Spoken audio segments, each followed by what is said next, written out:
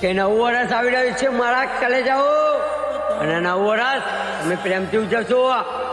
પણ આ વર્ષ મારાથી ક્યારેય નહીં ભૂલાય, કેમ કે આ વર્ષમાં મેં મારી ગાંડીને કોઈ છે યાર.